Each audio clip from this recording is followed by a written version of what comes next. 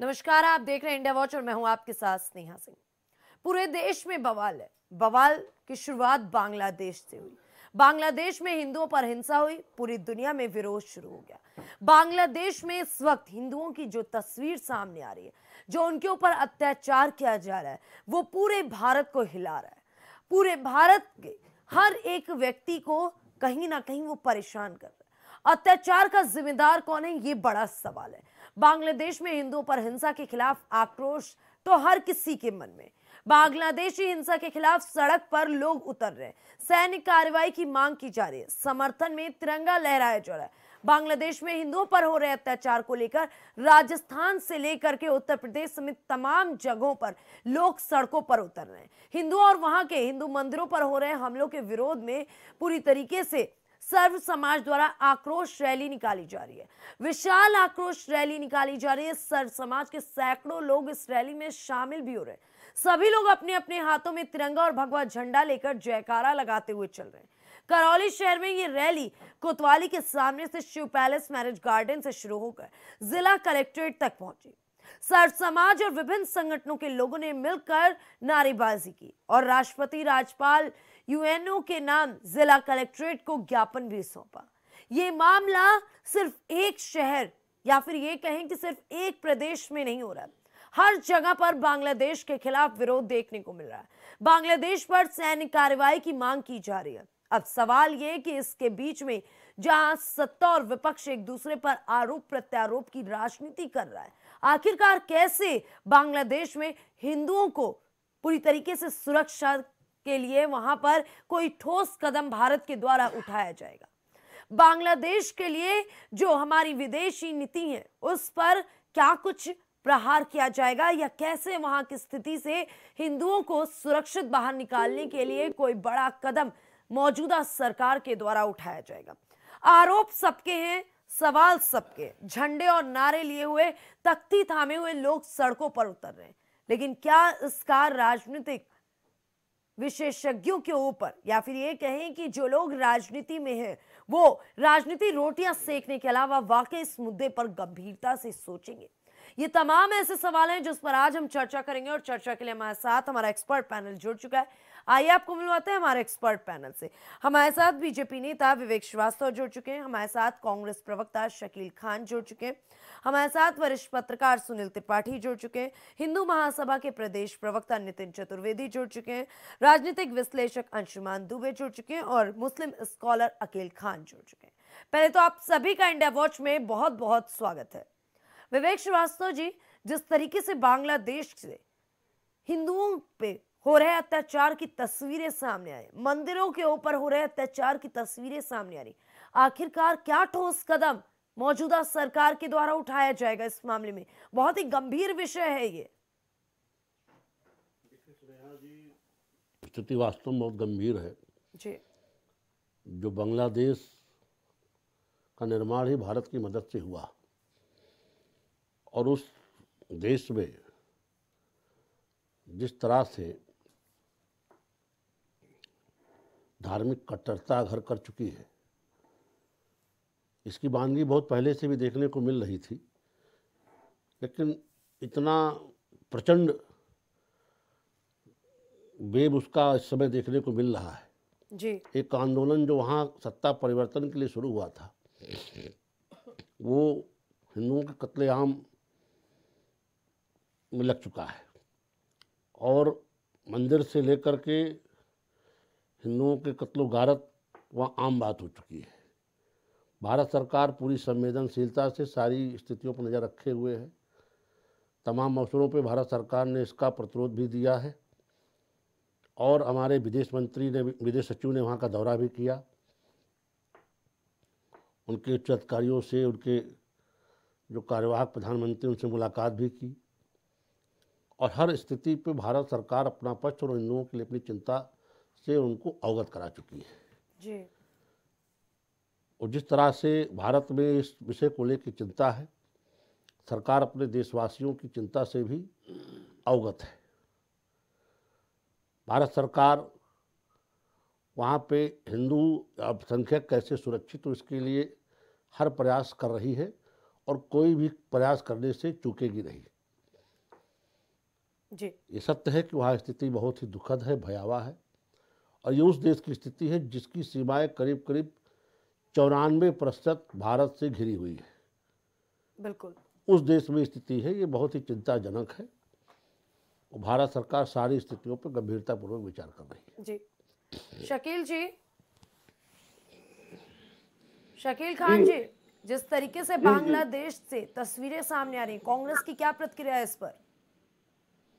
देखिए, बांग्लादेश में जिस तरह से स्थिति निर्मित हुई है, ये भयावह स्थिति पैदा हुई है, और इससे भारत देश का एक एक नागरिक दुखी है, क्योंकि हमारे हिंदू भाइयों का वहां पर शोषण हो रहा है, उनके साथ अत्याचार हो रहा है। तो ये भारत किसी भी हाल में बर्दाश्त करने नहीं करेगा। और केंद्र में भारतीय जनता पार्टी की सरकार है, हिंदुओं के नाम पर वोट मांगने का इनका चलन रहा है। तो अब मैं पूछना चाहता हूं भारत के केंद्र सरकार से, विदेश मंत्रालय से, कि आखिर इतने दिन हो गया, रोज स्थितियां खराब होती चली जा रही। एनआरसी के दम पर आपने हिंदुस्तान के लोगों को डराया, धमकाया, हिंदुस्तान के लोगों में भय व्याप्त किया। अब क्या तकलीफ है जब आपकी केंद्र में सरकार है, तो बांग्लादेश के नागरिकों को क्यों नहीं मदद कर रहे? क्यों उनको लाभ नहीं दे रहे? भाई, अगर आपके पास ताकत ना हो, आपके पास शक्ति ना हो, तो आप सोचे, जब आपके पास सब कुछ है उसके बावजूद आप कुछ नहीं कर रहे हैं, तो कांग्रेस पार्टी स्पष्ट रूप से इसमें स्पष्ट है कि जो भी वहां पर अत्याचार हो रहा है वो गलत हो रहा है, और ऐसा अत्याचार नहीं होना चाहिए। जी स्नेहा जी। अंशुमान जी, क्या कहता है आपका विश्लेषण? जो मौजूदा स्थिति है उस पे एक तरफ पूरे देश में ये मांग की जा रही कि सैन्य कार्रवाई की जाए बांग्लादेश के ऊपर, दूसरी तरफ विवेक जी कह रहे हैं कि बहुत ही गंभीर स्थिति है और भारत सरकार उस पर ठोस कार्रवाई करने के लिए लगातार बातचीत कर रही है। क्या कहता है आपका विश्लेषण? देखिए स्नेहा जी, ये छोटी मोटी बात नहीं है, ये एक बहुत गंभीर विषय है और ये बहुत बड़ा मामला है। इसमें अंतर्राष्ट्रीय साजिशों का पूरा एक बड़ा नेटवर्क काम कर रहा है, जिसमें अमेरिका भी शामिल है, कनाडा भी शामिल है, इंग्लैंड शामिल है, इसमें टर्की शामिल है, इसमें चीन, पाकिस्तान शामिल है इसमें।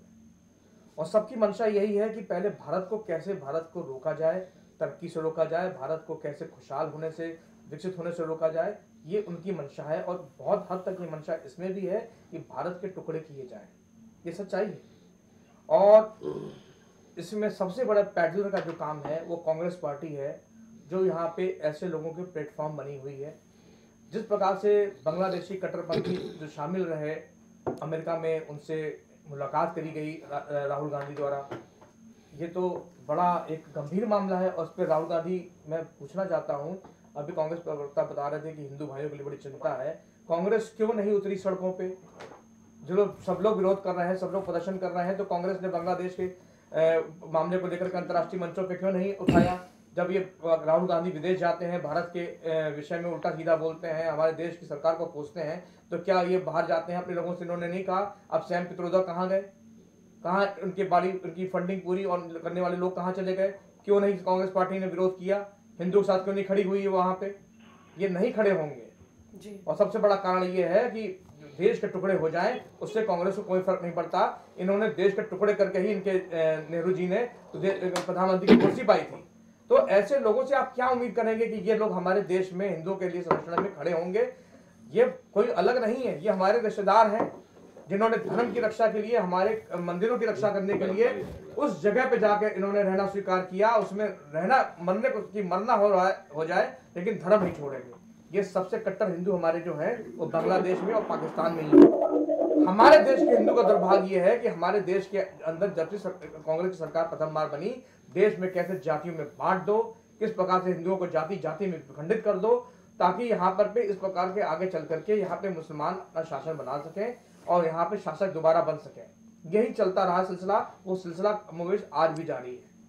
भारतीय जनता पार्टी के जो प्रयास है, सरकार का जो प्रयास है, देखिए वो आंतरिक रूप से भी जूझ रहे हैं, अंतर्राष्ट्रीय साजिशों से भी जूझ रहे हैं।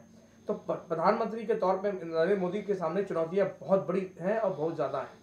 किस प्रकार से वो आंतरिक विद्रोहों को, क्योंकि आंतरिक रूप से जिस प्रकार से बांग्लादेशी घुसपैठिए और रोहिंग्या घुसपैठिए यहाँ बसे हुए हैं, उनकी जनसंख्या कम नहीं है, 10 करोड़ के लगभग ये संख्या है, इससे कम संख्या नहीं है। और 10 करोड़ की आबादी को हम पाल रहे हैं, पोस रहे हैं, उसको हम निकाल नहीं पा रहे हैं। कैसे निकालेंगे, इसका कोई रास्ता भी नहीं निकाल पा रहे हैं। एनआरसी सीए के मुद्दे को लेकर कितना हाय हत्या मची, सब कुछ हुआ, लेकिन एक भी यहाँ से बांग्लादेशी रिपोर्ट होकर बाहर नहीं गया। यहाँ तक कि राजधानी लखनऊ की बात का उदाहरण देकर मैं आपको बताता हूँ कि पूरे देश की स्थिति क्या है। नगर निगम यहाँ पे जो ठेकेदारी पे लड़कों को रखता है, सफाई कर्मियों को रखता है, वो ओवरऑल 99% यहाँ पे केवल जो भर्ती है वो सिर्फ अवैध बांग्लादेशियों की है, जो खुद को असली बनाते हैं। बांग्लादेश का एक नगर निगम पे बहस नहीं हो रही है, बांग्लादेश। अरे बता रहा हूँ, पर शांत रहिए, बता रहा हूँ। देखिए भैया सुनिए, मेरी बात सुन लीजिए। पहले शकील जी अपनी इस्लामिक आतंकवाद, वैचारिक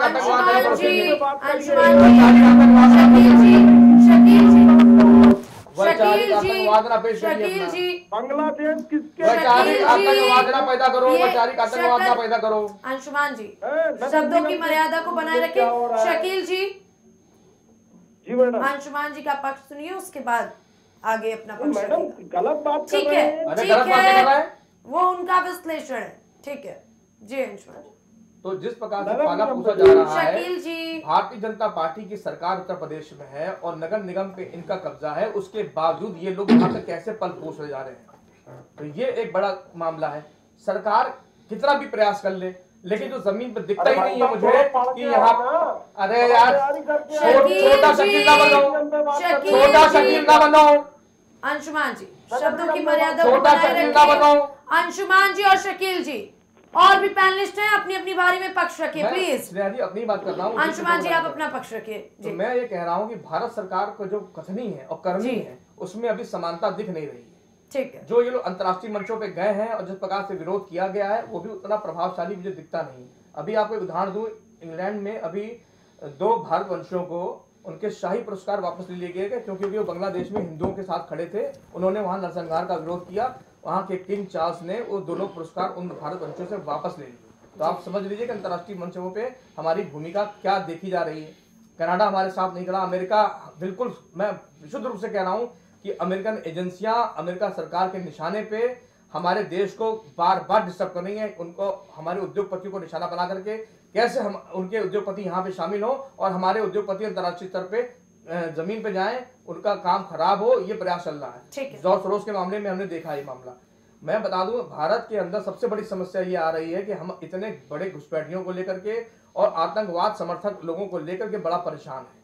ये फिलिस्तीन के साथ खड़े हो जाएंगे जिनका इनका कोई लेना देना नहीं, लेकिन वो देश जो कभी हमारा हिस्सा था, वहां पे रहने वाले लोग कभी हमारे अपने खुद के थे, आज वो वहां रह रहे हैं, तो उनके प्रति यहाँ पे खड़े होने वाले कोई नहीं।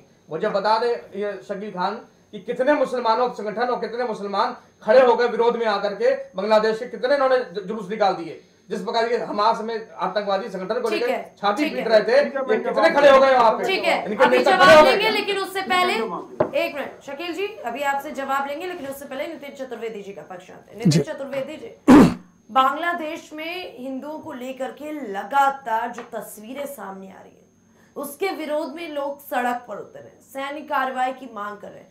आप खुद हिंदू महासभा के प्रदेश प्रवक्ता हैं, क्या प्रतिक्रिया आपकी इस पूरे मामले पर? देखिए स्नेहा जी, अभी मैं अंशुमान जी की बात सुना था, हमारे बड़े भाई हैं, इन्होंने एकदम सही कहा।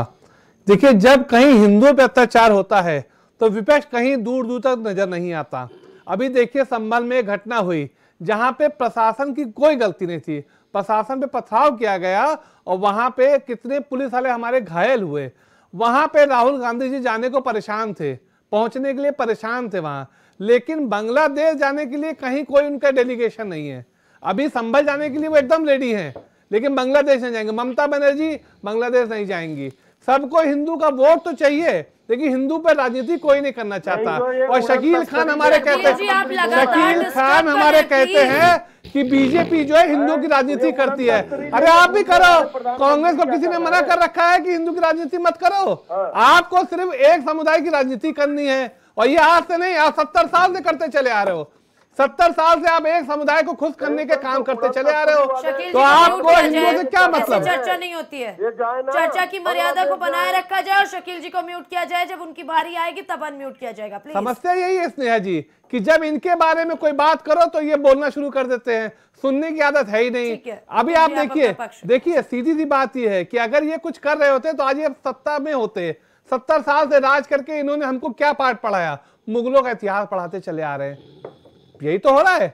हमको शिवाजी का इतिहास नहीं पढ़ाया, हमको महाराणा प्रताप का इतिहास नहीं पढ़ाया, पढ़ाया किसका? मुगलों का, जिससे हमें कोई लेना देना ही नहीं। ये कांग्रेस का असली चरित्र है। और आज देख लीजिए, आज एक सरकार ऐसी आई है जो सबका साथ सबका विकास कह नहीं रही, कर भी रही है। और आज वो ऐसी ऐसी परिस्थितियां ला रही है, ऐसी ऐसी चीजें हमको दिखा रही है, जो सत्य इन्होंने छुपा के रखा था वो सत्य सबके सामने आ रहा है। तो अब इनको मिर्चा लग रही है। सीधी सी बात तो यह है कि अगर ये हिंदू राष्ट्र है, आप पाकिस्तान में देखिए हिंदुओं पर अत्याचार होता है, बांग्लादेश में हिंदुओं में अत्याचार होता है, मंदिर तोड़े जाते हैं। इस देश में बताए कोई मुझको कि कितनी मस्जिदें तोड़ी गई? एक मस्जिद बता दीजिए। बस क्या होता है, जहां कोई सर्वे शुरू होता है तो कहते हैं इनको हर जगह मंदिर दिख रहा है। अरे आप दिखाओ ना कहीं मस्जिद किसी मंदिर के नीचे, आप कहीं किसी मंदिर के नीचे याचिका डालो कि इस मंदिर के नीचे या मस्जिद है, माने आपकी बात को। आपने आक्रांताओं ने आके मंदिरों को तोड़ा, हिंदुओं पे आज से नहीं हजारों साल से अत्याचार होता जा रहा है और आज भी हो रहा है। आज हिंदू जागृत हो रहा है तो इन सबको मिर्चा लग रही है। विपक्ष सारे विपक्ष एक इकट्ठा होकर भी एक पार्टी को हरा नहीं पाए, ये इनका लेकिन चरित्र है। नितिन जी, मुद्दा ये है कि अब तो स्थिति बांग्लादेश में हिंदुओं की बहुत गंभीर है। देखिए लेकिन स्नेहा इसको जी, सुधारा इसमें कैसे सरकार जाए? का भी रोल गलत है। सरकार को चाहिए कि बांग्लादेशियों को उनको तुरंत बाहर करे। जो देश हमारे हिंदुओं को रखने तैयार नहीं, उनके बांग्लादेशी को हम क्यों रखे हैं? सरकार को इस पे एक कड़ा स्टैंड लेना पड़ेगा। जी अकील खान जी, स्नेहा जी, बांग्लादेश में हिंदू अल्पसंख्यकों के खिलाफ खूब कार्रवाई हो रही है, मंदिरों पे कार्रवाई की जा रही है और ऐसी तस्वीरें सामने आ रही हैं जो शायद हर किसी को झकझोर रही होगी, इसीलिए सर्व समाज के लोग सड़क पे उतर रहे हैं। क्या प्रतिक्रिया है आपकी इस पर? देखिए स्नेहा जी, एक शेर के साथ मैं अपनी बात की शुरुआत करूंगा जी। और आपके चैनल पे बड़ा जिम्मेदार पैनलिस्ट बैठे हुए हैं, सब बड़े जिम्मेदार हैं। आप का जो मौजूद था वो आज बांग्लादेश पे था जी। और पैनलिस्ट जो प्रवक्ता महोदय या जिस पार्टी के जो लोग मौजूद हैं, आसमान जी हो या शकील साहब हो या अदर कोई भी हो, जो आपका मौजूद है उससे सबके सब भटक रहे हैं। जी। देखिए, दयारे गौर का मुखबिर समझ रहा है हमें, दयारे गौर का मुखबिर समझ रहा है हमें, हमारे घर में ही मुसाफिर समझ रहा है हमें। यहाँ पे दस्त भी गुलजार कर दिए मैंने, वो बेवकूफ हमें मुहाजिर समझ रहा है। और सियासत हुनर इस तरह सरकारें बदलती है जैसे कोई कातिल अपनी तलवारें बदलता है। भरोसा जिसको अपने दस्त बाजू पर नहीं होता, वही मल्लाह कश्ती और पतवारें बदलता है। क्योंकि मानवता और इंसानियत से बढ़ के देश के अंदर, दुनिया के अंदर, पूरी दुनिया में कोई दूसरी चीज नहीं है। अगर बांग्लादेश के अंदर जिन लोगों के साथ में अन्याय अत्याचार हो रहा है जी, तमाम राष्ट्रीय नीतियां, देश के विदेश नीतियां हैं, तो देश के अंदर अगर हम भारत की बात करेंगे, भारत के अंदर केंद्र में भारतीय जनता पार्टी की हुकूमत है और राज्यों में भी ज्यादातर करके भारतीय जनता पार्टी की हुकूमत है। देश के अंदर राष्ट्रपति महोदया से लेकर के प्रधानमंत्री, गृह मंत्री, रक्षा मंत्री, विदेश मंत्री, सबके सब सनातन धर्म के पक्के सनातनी हैं जी। लेकिन आप अपने मुल्क की बात को छोड़ करके जो आपके यहाँ अपने यहाँ बैठे हैं आस्तीन में घुसे हुए, इनकी भी तो कभी होनी चाहिए बात। बांग्लादेश से हमारा क्या मतलब है? पाकिस्तान से हमारा क्या मतलब है? जो हमारे वतन परस्त थे, जो हमसे अलग हो गए, इनसे हमें वफादारी क्या करना? क्योंकि ये सरकारों का मामला है, ये अंतर्राष्ट्रीय स्तर का मामला है, लेकिन उन्हीं चीजों को होता है मानवता से और इंसानियत से बढ़ के। बांग्लादेश में जो सनातन धर्म के लोगों के साथ में हो रहा है अत्याचार, कतई मैं उसकी मजम्मत करता हूँ, नहीं होना चाहिए। वहां की हुकूमतें, वहां की सरकारें हैं, उनको संज्ञान लेना चाहिए। अगर इस तरीके से बदले की भावना से कार्रवाई की जाती है और उन पर अत्याचार किया जा रहा है तो निहायत से गलत है। लेकिन आप आरोप प्रत्यारोप लगाने से मतलब नहीं हल होगा। ये अंतर्राष्ट्रीय स्तर का मामला है और इस पे अंतर्राष्ट्रीय स्तर पर बात होनी चाहिए कि वहाँ बांग्लादेश की आप बात कर रहे हैं, पाकिस्तान की बात कर रहे हैं, अफगानिस्तान की बात कर रहे हैं, हमसे क्या लेना देना? जिनको वहाँ की बात करनी है वो लोग वहाँ की बात करें। ठीक है, हमें हमारा मुल्क हिंदुस्तान जान से ज्यादा प्यारा है। ठीक है सुनील त्रिपाठी जी, हिंदुस्तान की बात हर जगह पे रखूंगा। जी अखिल जी, आगे आपका पक्ष जानेंगे। सुनील जी, इसलिए आज 20 सेकंड चाहिए सिर्फ जी। मुझे किसी से वफादारी कहां से हम ढूंढ के लाएंगे? बांग्लादेश हमारे ही मुल्क का कटा हुआ हिस्सा है, पाकिस्तान हमारे ही मुल्क का है, लेकिन जो हमारे मुल्क हिंदुस्तान से गद्दारी करेगा हम उसको कतई बर्दाश्त नहीं करेंगे, क्योंकि सबसे पहले हमारे लिए हमारा मुल्क है, उसके बाद दूसरी कोई चीज है। क्योंकि हमारा ईमान ये कहता है कि जिस मुल्क में रहो उस मुल्क के वफादार बन के रहो। इस तरीके से बार बार बांग्लादेश की बात आ रही है। बांग्लादेश के अंदर 2 हुकूमतें हैं। मैं तो कह रहा हूँ देश के अंदर, हिंदुस्तान में देश के प्रधानमंत्री जनाब नरेंद्र मोदी साहब हैं और इनको पूरी तरीके से अंतर्राष्ट्रीय स्तर पर ये बात कहनी चाहिए, उठानी चाहिए और करना चाहिए। हम आपके साथ कंधे से कंधा मिलाकर। ठीक है अखिल जी, आगे आपका पक्ष जानेंगे। सुनील त्रिपाठी जी का पक्ष जानते हैं। सुनील त्रिपाठी जी, स्थितियां बहुत ही गंभीर हो चुकी हैं और सबका ये कहना है कि बांग्लादेश को लेकर के भारत सरकार को सख्त होने की जरूरत है। क्या वाकई भारत सरकार इस मामले में अभी कहीं ना कहीं कमजोर है?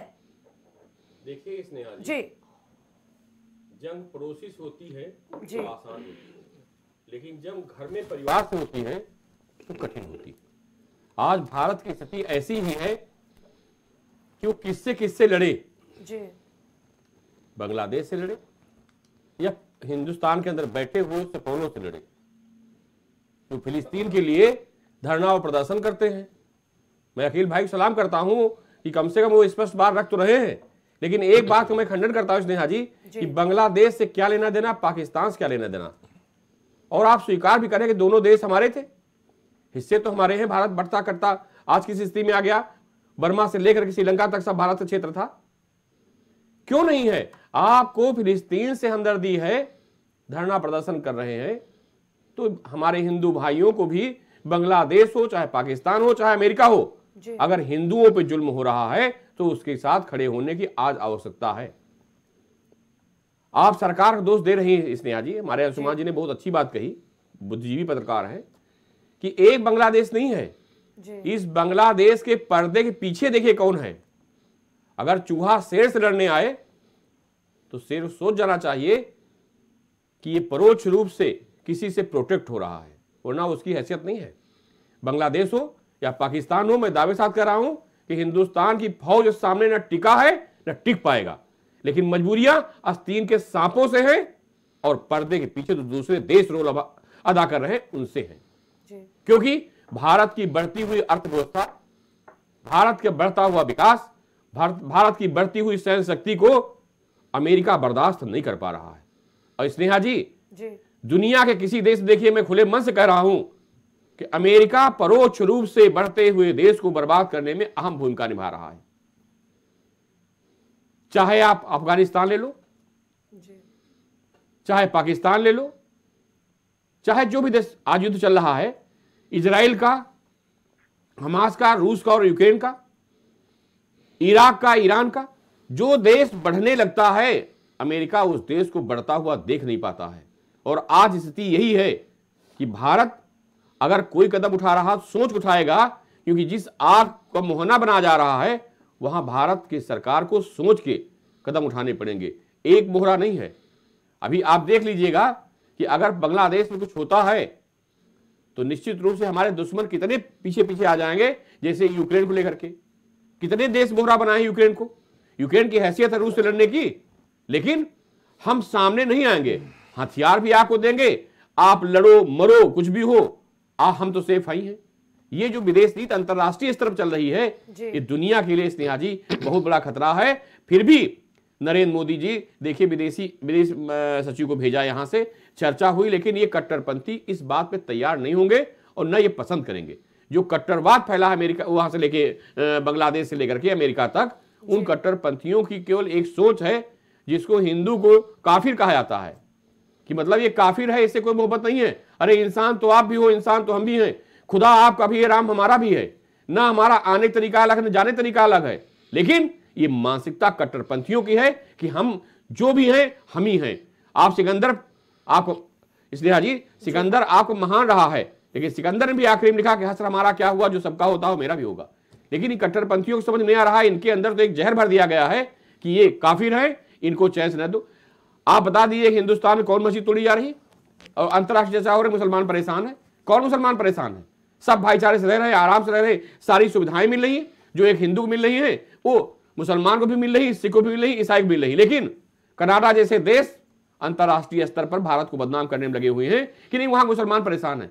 वहां के परेशान मुसलमान नहीं, वहां परेशान ऐसे कांग्रेस जैसे नेता हैं जो हिंदुस्तान के हिंदू और मुसलमान को चैन से रहने नहीं देना चाह रहे हैं। मैं दावे के साथ कह रहा हूं स्नेहा जी कि जिस तरह से कांग्रेस एक वर्ग के साथ खड़ा होकर के जाति जनगणना, मतलब मुझे कभी कभी लगता है क्या राहुल गांधी जी किसी विदेशी शक्तियों से प्रोटेक्ट हो रहे हैं क्या?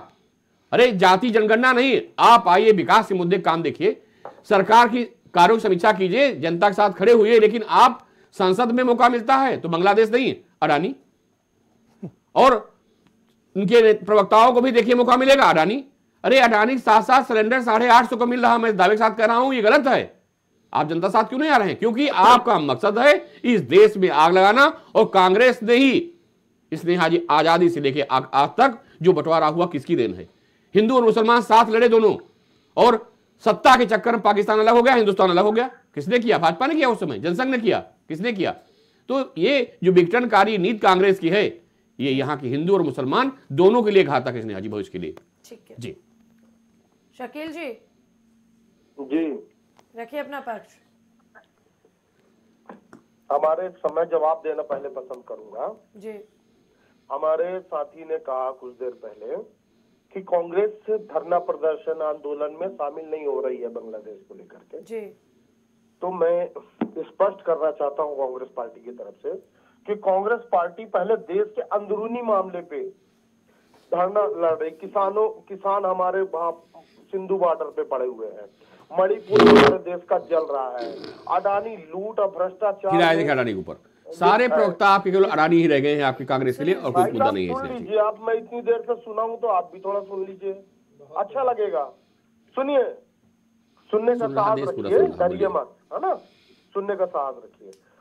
जब देश के अंदरूनी मामले में भारत सरकार चुप है, किसानों के लिए कांग्रेस लड़ रही है, अडानी के भ्रष्टाचार पर कांग्रेस लड़ रही है, मणिपुर में कांग्रेस लड़ रही है, जो भी भ्रष्टाचार देश में हो बंगाल में कांग्रेस लड़ रही है, इसके खिलाफ कांग्रेस पार्टी आंदोलन और धरना प्रदर्शन कर रही है। तो इस पे भारत सरकार कुछ नहीं कर रही है, कोई एक्शन नहीं ले रही है। अब भारत सरकार हमसे चाहती है, भाजपा चाहती है, जो हमारे प्रवक्ता कह रहे थे कि कांग्रेस पार्टी क्यों नहीं बांग्लादेश पे वो कर रही है। तो मेरा सवाल यह है कि भारतीय जनता पार्टी के लोग जो धरना प्रदर्शन कर रहे हैं वो किस सरकार के खिलाफ कर रहे हैं? क्या मान गए हैं कि नरेंद्र मोदी सरकार फेल हो चुकी है? क्या भारत का रक्षा मंत्री फेल हो चुका है? क्या हमारा गृह मंत्री अमित शाह फेल हो चुके हैं? तो क्या भारतीय जनता पार्टी स्वीकार कर रही है कि हमारे सरकार में बैठे हुए लोग फेल हो चुके हैं, तो इसके खिलाफ धरना प्रदर्शन कर रही है?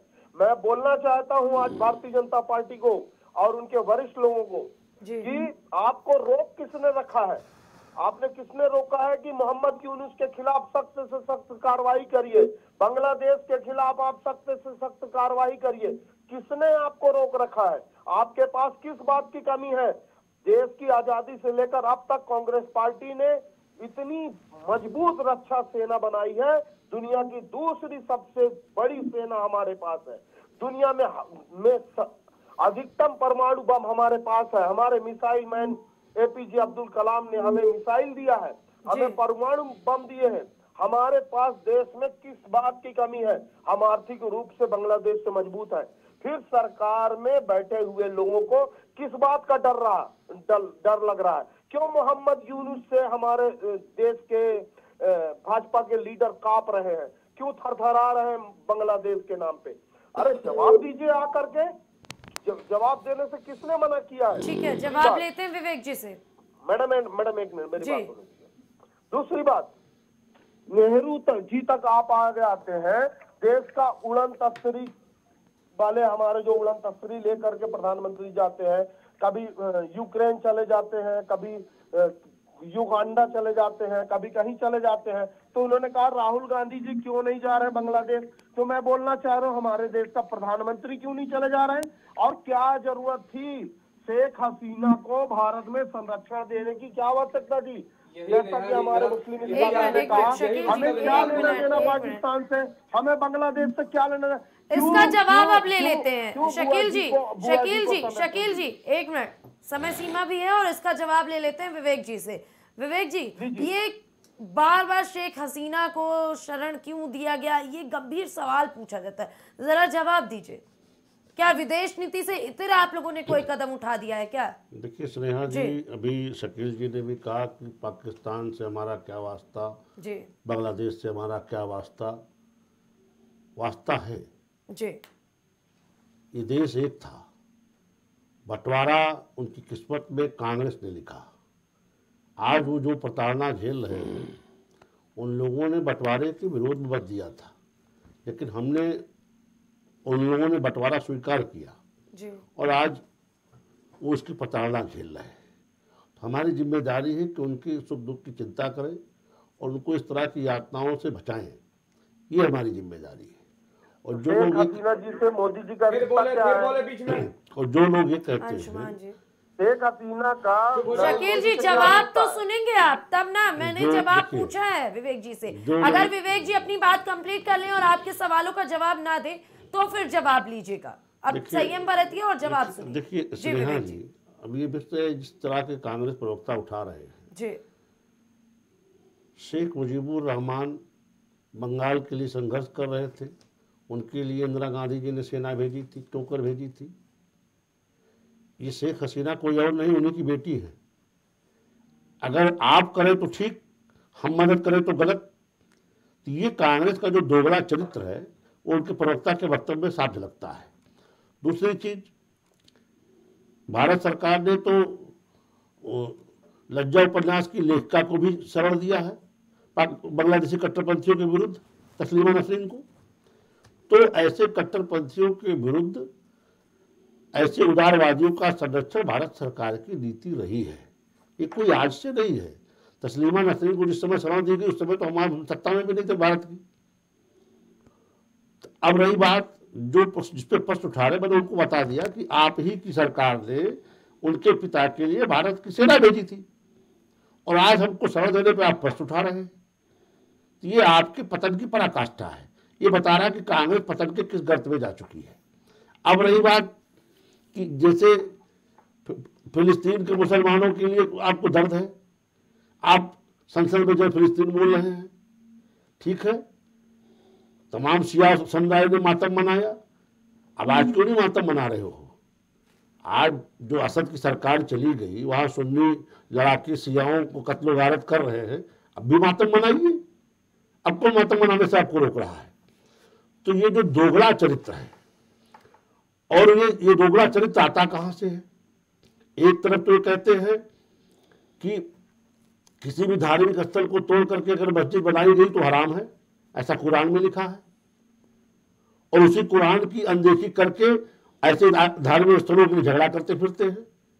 हालात बदतर इतने हो गए स्नेहा जी कि झांसी में NIA के छापे में एक मुफ्ती खालिद नजवी को गिरफ्तार करने पहुंची NIA। अब उसमें भी धरना प्रदर्शन हो रहा है। ये इनकी स्थिति हो गई है। अभी संवैधानिक संस्थाओं, अदालत के आदेश के विरुद्ध धरना प्रदर्शन, NIA के विरुद्ध धरना प्रदर्शन, ये कहाँ देश को ले जाना चाहते हैं? देश कितने गंभीर चुनौतियों से है। जैसे अभी अंशुमान जी ने कहा, हमारे नितिन जी ने कहा, हम सारी चुनौतियों के साथ, ये चुनौती भी स्वीकार है जी। तो बांग्लादेश की स्थिति पे भारत सरकार बहुत बारीक नजर रखे हुए है।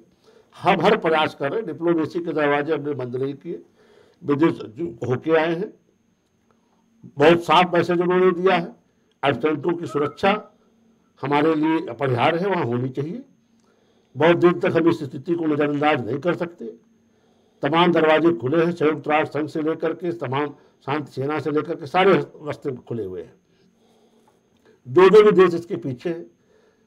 ठीक है, ये मालूम है कि जार्ज सोरोस तमाम विदेशी फंडिंग भारत सरकार को, बांग्लादेश को अस्थिर करने में भी उनका हाथ रहा है। ये सारी चीजें स्पष्ट है, कुछ चीज छुपी नहीं है। इन सबके बावजूद भारत सरकार किसी कार्रवाई से चूकेगी नहीं। हर चीज का समय होता है, डिप्लोमेसी के दरवाजे भी खुले हुए हैं और आगे भी प्रयास है कि डिप्लोमेसी से बातचीत हल निकल आए। जी, जब भी कोई चर्चा बांग्लादेश पे होती है तो ये शेख हसीना वाला मुद्दा उठता है। बस मेरा एक सवाल है आपसे, क्या विदेश नीति से इतर बीजेपी ने या केंद्र सरकार ने ये कदम उठाया था, या विदेश नीति के तहत हर बार ये मुद्दा उठाया जाता है कांग्रेस के द्वारा? स्नेहा जी, जो कांग्रेस के प्रवक्ता इस तरह की बात करते हैं जी, उनका स्वयं का कांग्रेस के इतिहास से परिचय नहीं है। कांग्रेस देश की सबसे पुरानी पार्टी है। कांग्रेस का इतिहास अगर वो पढ़ लेते तो इस तरह की वार्ता ना करते। मैं बार बार कहता हूँ कि राहुल की कांग्रेस वो कांग्रेस नहीं है। ठीक है। एक समय था कि इसी कांग्रेस की सरकार ने शेख मुजीबुर रहमान की सहायता के लिए भारत की सेना भेजी, और आज उन्हीं की बेटी की प्राण रक्षा अगर हमारे हुकूम में हो रही है तो उस पर ये सवाल उठा रहे हैं। ठीक है, ये शेख हसीना उन्हीं की बेटी है। ठीक है। नितिन जी, जी रखिए अपना पक्ष। स्नेहा जी, मैं आपको एक बात बहुत स्पष्ट करना चाहता हूं। अगर यही भारत सरकार अभी बांग्लादेश के विरुद्ध कोई भी कार्रवाई करती है तो यही कांग्रेसी सड़क पे आ जाएंगे और कहेंगे कि वहां निर्दोष मुसलमानों की हत्या की जा रही है। यही कांग्रेस, आप देख लीजिएगा, जब भी ये भारत सरकार कोई कार्रवाई करेगी तो ये सड़क पे उतरेंगे और कहेंगे, और ये यहाँ बैठ के कहते हैं कि हमको बहुत फिक्र है हिंदुओं की। असल में इनको हिंदुओं कोई फिक्र नहीं। ये वही कांग्रेस है जिसने सुप्रीम कोर्ट में हलफनामा दिया था कि राम काल्पनिक पात्र हैं, जिन्होंने हमारे प्रभु राम को ही काल्पनिक कह दिया। वो क्या हिंदुओं पर राजनीति करेंगे? दुनिया 70 साल से सिर्फ और सिर्फ हिंदुओं की तुष्टीकरण की राजनीति करते आ रहे हैं।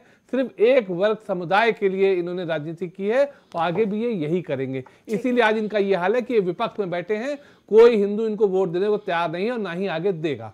जी, अंशुमान जी, आखिरी का 2 मिनट जल्दी से मुद्दे पे पक्ष। जी, शेख हसीना की बात करना चाहता हूँ। जी, शेख हसीना बांग्लादेश में लोकतांत्रिक तरीके से सारे सर्व समाज को लेकर के सरकार चला रही थी और सबकी सुरक्षा उनका एक दायित्व था, जिसको कट्टरपंथी ताकतों ने विदेशी शक्तियों के इशारे पे वहां से हटा दिया।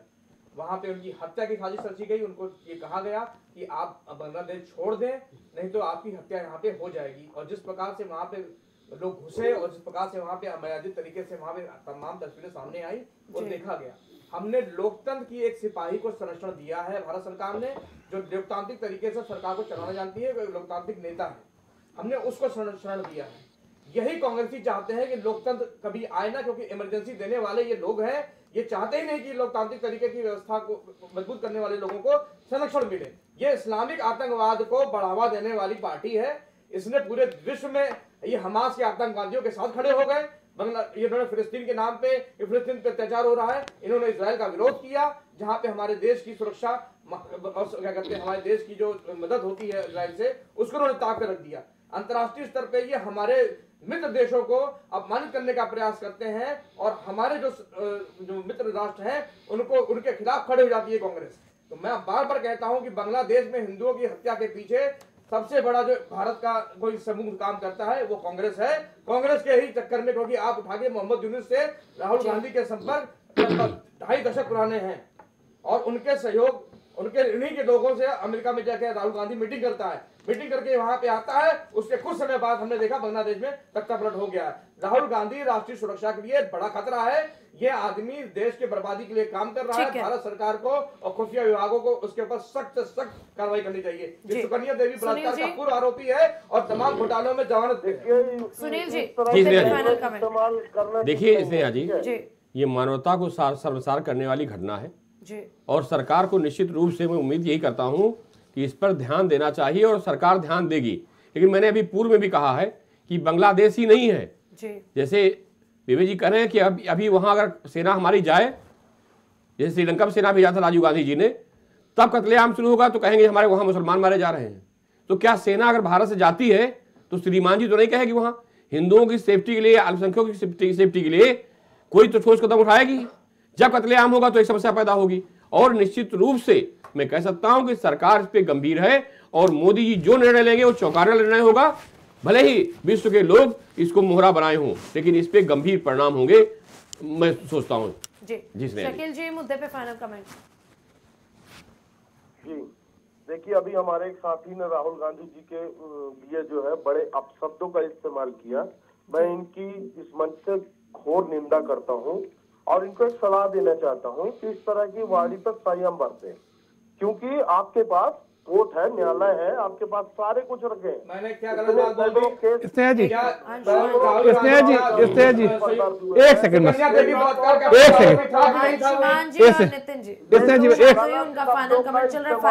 बर्दाश्त नहीं किया जाएगा। अंशुमान जी, स्नेहा जी 2 सेकंड, धमकी मत दीजिए। स्नेहा जी 2 सेकंड, स्नेहा जी 2 सेकंड, शकील जी स्नेहा जी 2 जल्दी से मुद्दे पे फाइनल कमेंट। नितिन जी बस इसके बाद आप ही का फाइनल कमेंट कर रहा हूँ। कांग्रेस पार्टी बिल्कुल स्पष्ट है, यदि सरकार किसी भी तरीके के वहां पर सैन्य कार्रवाई करती है, कांग्रेस पार्टी एक राष्ट्र के हित को देखते हुए, एक समाज के हित को देखते हुए सरकार के साथ खड़ी रहेगी। ठीक है, हम सरकार के साथ कंधे से कंधा मिला के खड़ा रहेंगे। संसद में कहिए ना, डरे हुए लोग कुछ कर नहीं पाएंगे, सिर्फ जो है अपनी बातें बताते हैं, जो इस तरह से झूठी मूठी मनगढ़ंत बातें करते हैं। कांग्रेस ये करेगी, कांग्रेस वो करेगी। हमारे कांग्रेस के ही पद चिन्हों पे आप चल रहे हैं। ठीक है शकील जी, अब आपने आश्वासन दे दिया, आपने आश्वस्त कर दिया है। अभी विवेक जी से इस पे फाइनल कमेंट लेंगे, नितिन जी का फाइनल कमेंट जानते हैं। स्नेहा जी, अभी मैंने 2 दिन पहले एक डिबेट की थी, उस पे मेरे साथ कांग्रेस के प्रवक्ता बैठे थे। मैं शकील जी को बताना चाहता हूं ये बात। उस पे जो कांग्रेस के प्रवक्ता थे बार बार एक ही शब्द का उच्चारण कर रहे थे कि जो हमारे प्रधानमंत्री है वो चौथी पास है। 4 बार उन्होंने इस शब्द का उच्चारण किया। तो मैंने उनसे यही क्वेश्चन किया था कि जो हमारे देश के इतने भावी प्रधानमंत्री हैं, जिनका पूरे दुनिया में इतना नाम है, आप उनके लिए ऐसी अभद्र भाषा का प्रयोग कर रहे हैं, वो ठीक है? और हमारा भाई अगर राहुल गांधी के लिए कुछ बोले तो आपको बुरा लगता है, और आपका कांग्रेस के प्रवक्ता हमारे भावी प्रधानमंत्री को चौथी पास कहे, वो ठीक है? आप बता दीजिए कि प्रधानमंत्री मोदी कितने पढ़े हैं? अरे आपके राहुल गांधी तो पढ़े हैं, तो क्यों नहीं देते उनको कोई वोट? अरे आपके राहुल गांधी तो पढ़े लिखे हैं। देखिए अंशुमान जी और नितिन जी मुद्दे पे रहिए, मुद्दे पे रहिए। नितिन जी जल्दी से मुद्दे पे फाइनल कमेंट। शकील जी, अंशुमान जी, नितिन जी जल्दी से मुद्दे पे फाइनल। देखिए स्नेहा जी, सिर्फ मैं यही कहना चाहता हूं कि वहां जो भी हिंदू है उनकी सुरक्षा। बताइए, देश को पता हो जाए आज कि वाकई में हमारे देश के। अब शकील जी एक दिन चर्चा रख लेंगे, तो आप लोग अपने अपने नेताओं की डिग्री गिना लीजिएगा। फिलहाल मुद्दा जो है उस पर फाइनल कमेंट लीजिए। स्नेहा जी, मैं सिर्फ इतना कहना चाहता हूं कि जो बांग्लादेश में हमारे हिंदू भाई हैं उनकी सुरक्षा क्यों एकदम हमारे सरकार को उसको पुख्ता करना चाहिए, और उसके खिलाफ जो भी कार्रवाई हो सख्त से सख्त वो सरकार को हमारी करनी चाहिए। जी विवेक श्रीवास्तव जी मुद्दे पे फाइनल कमेंट। स्नेहा जी, हमारे देश की जो भी प्रधानमंत्री जो भी पढ़े हैं उनके शपथ पत्र में वर्णित है। इसको देखने की इच्छा हो जाके देख सकता है, और कम से कम योग्यता जो भी रही हो, कम से कम वो किसी बार में शराब नहीं परोसते थे सोनिया गांधी जी की तरह। तो कम से कम कांग्रेस प्रवक्ता को इस तरह की बातें करने से पहले अपने परिवार में ध्यान दूसरी चीज सुन लीजिए, मैं और बहुत जिम्मेदारी से कह रहा हूँ कि भारत सरकार पूरे प्रकरण पे गंभीर है और बांग्लादेश की स्थिति समय रहते नहीं सुधरी वहाँ के लोग अगर अपनी इस हरकतों से बाज नहीं जाए जी तो निसंदेह जान लीजिए कि दुनिया के नक्शे पे कुछ एकाध देश और बढ़ जाएंगे, कुछ नक्शे बदल जाएंगे। लेकिन बहुसंख्यक भारत का बहुसंख्यक समाज बांग्लादेश में हिंदुओं की सुरक्षा के लिए बहुत चिंतित है। उसकी चिंता से सरकार बहुत ही संवेदनशीलता के साथ अवगत जी। है और सरकार उस पर किसी भी कार्रवाई से बाज नहीं है। जी अकील खान जी, मुद्दे पे फाइनल कमेंट। नेहा जी, जी मुरझाए कोई फूल तो गुलदान रो पड़े, मुरझाए कोई फूल तो गुलदान रो पड़े, एक शख्स मारा जाए तो इंसान रो पड़े। ऐसी फजा बनाओ मेरे देशवासियों, ऐसी फजा बनाओ मेरे देशवासियों, हिंदू का घर जले तो मुसलमान रो पड़े। और अभी नितिन जी बड़े संबल में पुलिस प्रशासन को इतना तगड़ा सर्टिफिकेट बांट रहे थे कि पुलिस प्रशासन ने वहां कुछ किया ही नहीं। पुलिस प्रशासन ने जिस तरीके से निर्दोष लोगों पे गोलियां चलाई है, तो भारतीय जनता पार्टी का पक्ष रख रहे ना। अगर ये बात विवेक त्रिपाठी जी कहते तो शायद उनकी बात को हम बड़ा तवज्जो देते। लेकिन दंगाइयों के साथ खड़े, आप दंगाइयों के साथ, दंगाइयों को गोली मारी जाएगी। आप निष्पक्ष और ईमानदारी नहीं कीजिए आपके हिसाब से, जब कोई पुलिस से पत्थर मारे तो उसको हार देना चाहिए। यही तो अगली मानसिकता है। अकील भाई खड़े किसके साथ है? दंगाइयों के साथ। दंगाई जो जिसने जलाने का काम किया, जिसने दंगे का काम किया, जिसने पुलिस बल पे कानून व्यवस्था को चुनौती दी। अदालत के आदेश में बाधा पहुंचे। अंशुमान जी, मुझे नहीं लगता कि अगर सवाल विवेक श्रीवास्तव जी और नितिन जी पूछ रहे हैं तो जवाब हर किसी को देने की जरूरत है। की सरकार हो, बिल्कुल। स्नेहा जी आप ये बताइए, कोई आप पे पत्थर फेंकेगा तो क्या आप उसको हार भेजेंगी कि पत्थर का जवाब देंगी? पत्थरबाजी किसने शुरू की? फिलहाल तो मामला कोर्ट में, क्यों संभल पे चर्चा नहीं, हो रही है? पत्थरबाजी शुरू किसने की? स्थिति क्या पत्थर की शुरुआत किसने की? अकील जी, असल में संभल की घटना से इनको चोट लगती है, हिंदू के चोट पे इनको कोई दर्द नहीं होता। अकील जी, बांग्लादेश के मुस्लिमों से आप ये अपील क्यों नहीं करते कि वहां पे ऐसी चीजें ना की जाए? क्योंकि ये किस मजहब में लिखा है कि जिस तरीके से वहां पे घटनाएं हो रही हैं ये घटे? क्या कर रहे हैं?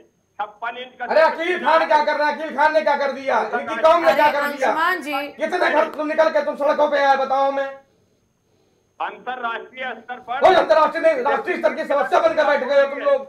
बता रहे हो अंतरराष्ट्रीय मुद्दा है। 56 इंच का सीना है। दंगाइयों के साथ खड़े हुए, अंशुमान जी, अंशुमान जी पक्ष सुनिए, उनका फाइनल कमेंट सुनिए। जी अकील जी, जल्दी से मुद्दे पे फाइनल कमेंट दीजिए, आखिरी का 30 सेकंड। अकील खान जी, आखिरी का 30 सेकंड, जल्दी से मुद्दे पे फाइनल कमेंट।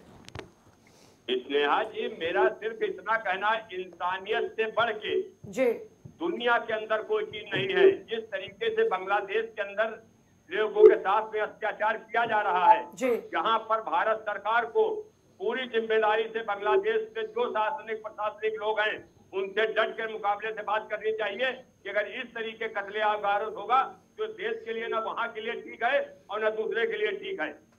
ठीक है, फिलहाल हमारी चर्चा में बस इतना। आप सभी का बहुत बहुत धन्यवाद। एक बार फिर से बता दें कि बांग्लादेश में जिस तरीके से स्थितियां गंभीर होती जा रही है, वाकई ये बड़ी चिंता की बात है। अब इस पर भारत सरकार कौन सा अगला कदम उठाती है ये तो वक्त बताएगा, लेकिन जिस तरीके से लगातार अपील की जा रही है, बातचीत की जा रही है और वहां पर स्थिति को सामान्य बनाने की कोशिश की जा रही है, ऐसे में कहीं ना कहीं एक बार फिर से ये बात तो साफ हो गई है कि भारत सरकार के लिए चुनौती बांग्लादेश बन के उभर चुका है। अब बांग्लादेश में हिंदुओं की सुरक्षा भारत सरकार के लिए बड़ी चुनौती है। फिलहाल ऐसे तमाम मुद्दों पर चर्चा परिचर्चा देखने के लिए बने रहे इंडिया वॉच के साथ।